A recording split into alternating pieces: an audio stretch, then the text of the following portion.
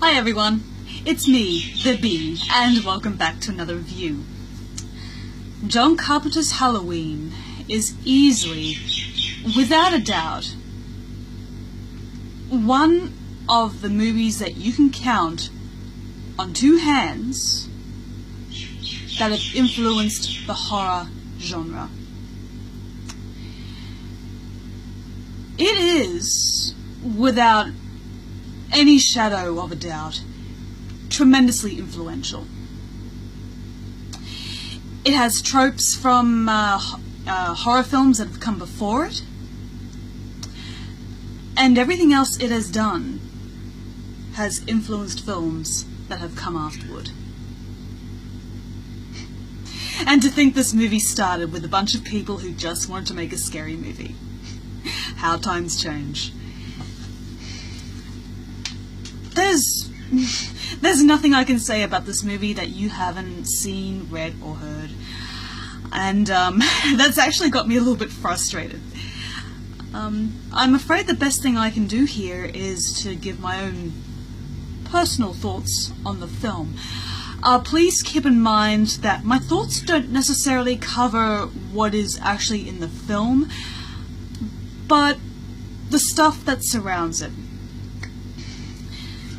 Even though John Carpenter didn't initially have any sort of agenda or plan when he made this movie, a plan that would, consciously influence how people think, there is a tremendous amount of psychology behind this film. But one of the lead themes that I feel has been one of the most enduring parts of its legacy is the fact that it plays on the notion that nowhere is safe. Human beings are intelligent, but at the same time, we are the weakest species on the planet. Even though we are curious and our brains have evolved in certain matters, we are still a tremendously suggestible species. We can be influenced by other people. We can look at something that we don't understand and revile it.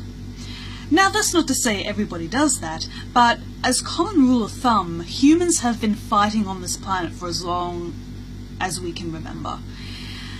And it all comes back down to living in those caves, those billions of years ago, and sitting around a campfire, where the elder would tell us stories about the evil that lurks outside, the evil that you can't see. And that is what Halloween does. In this case, the cave is Haddonfield, Illinois, a comfortable suburban area with schools, playgrounds, shops, cinemas, just your typical sort of American town, really. But the darkness, meanwhile, is Michael Myers.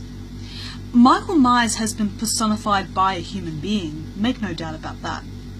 But what he represents is the intangible, almost transcendental evil that lurks just beyond what we can see. Michael Myers is the abyss. He is damnation personified. And even though we can crack wise at his William Shatner mask and his very off-the-rack choice of clothing with a boiler suit, it is his presence that inspires the terror that we still feel today. We've made advances in science in every single direction, and we just keep on going. We are insatiable for knowledge. But that instinct of being afraid of what we don't understand is precisely that. It is instinct. Instinct is what has kept us alive all this time. Whether or not our actual instincts are right, that's another matter completely. But when it comes to Michael Myers, who is the personification of evil and everything you dread, there is no mistake that when this creature grabs a hold of you, he is not going to let go. And you get pulled into the shadows, never to be seen again. I really had no idea where I was going with that. Isn't that Isn't that particularly obvious? But, I guess I should talk about the film. It is elegantly simple. There's no pretensions about Halloween.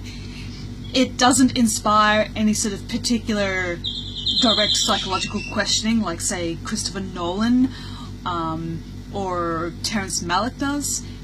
Halloween is very meat and potatoes, okay, in the story, with the characters. But what helps make it so influential and just so important, even now, like 40 or so years later, it is the common theme that no matter where you turn, he is there. That is the power of Michael Myers in this movie. You know that he's around, but it's just a matter of when he'll turn up and how. What he does doesn't necessarily matter, okay? We know he kills people, but that's not the focus. There is no fetishistic approach to his murders. When he strikes, it is hard, it is fast, and it is blunt. There is no pomp and ceremony about it. When every one of these victims die, it's like a candle being snuffed out, like that. Now, with the later Halloween movies, it became quite the opposite. When Michael Myers killed somebody, it was an enormous spectacle. But with that came the loss of tension. And unless you have a very weak constitution, which I don't know how if you're a horror fan, there's no more mystery here. And what the series also did with Michael Myers' origins and his backstory and everything, it took away the mystique. The moment you give something mysterious an identity, it's not mysterious anymore. Sure, you can still run away from it. Sure, you can still feel your life, or rather, fear for your life. But you know what this thing is now. You know what it's about. You know what it does. In the first film, Michael Myers is not like that. And once again, it just comes back to the fact that the film doesn't choose to, give the audience more information than it should get. It's made clear that Michael Myers was a very troubled kid when he killed his sister. He was sent to an institution and he escaped on Halloween night, on the anniversary. And it's as simple as that. You don't need to know anything else. But what you do know is that his victims, they don't see it coming. His victims, for the most part, are teenagers, okay? To them, their lives have only just started. It's all sunshine, rainbows, not a care in the world. What matters to them is school, boyfriends, babysitting, money, and perhaps the occasional bouts of responsibility.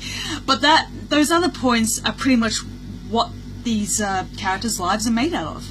Now, even though Laurie Strode is more openly responsible for her actions, I mean, after all, in the last part of the movie, she looks after the kids first. When Michael Myers comes gunning for her, the first thing she does is ensure the kids' safety. And that is what helped make her so enduring as a character. She is not treated as disposable material. And even though the characters of Annie Brackett and Linda are perhaps not given as much dramatic agency as Laurie, they're still not people that you are definitely looking forward to die. As I say below in my little blurb, there's a difference between Michael Myers and Jason Voorhees. Jason Voorhees is the figure that the audience sympathizes with.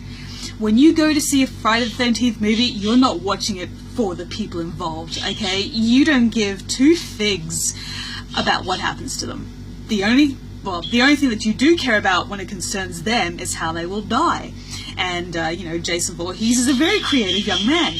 But with Michael Myers, you're not supposed to sympathize with this thing from another world. He's, like I said before, he is of the abyss. He is an entity.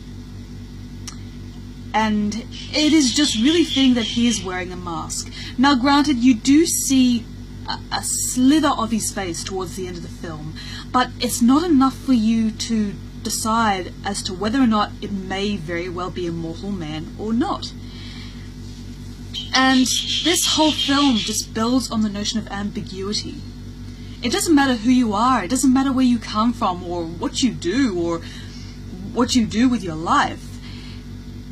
When something as indiscriminate as death and destruction and the over-encompassing evil that Michael Myers is, it doesn't matter. In the end, it just doesn't matter. And, of course, I would not be able to conclude this review without talking about the music, or rather specifically what it represents. The music to me is Michael Myers, but it's Michael Myers in a intangible form. It follows everything around. Even when he's not physically there, there is always a tinge on the wind. And that is because of the music. The music acts as an extension of the character. And even when he's not around, the music is. And that is what helps build up that sense of suspense. There is so much tension in the film, and a lot of it comes from, you know, the empty space and the wideness of the area. Even though at the end of the film it becomes way more claustrophobic, you still see, visions of streets and that sort of stuff. That's what Carpenter does. That's one of his trademarks. He's able to take wide spaces and make them smaller. And that really has an effect on you when you watch it. It's kind of a subconscious thing, and it just demonstrates Carpenter's ability to really get under your skin without you knowing. There's a difference between feeling genuine horror and feeling repugnance.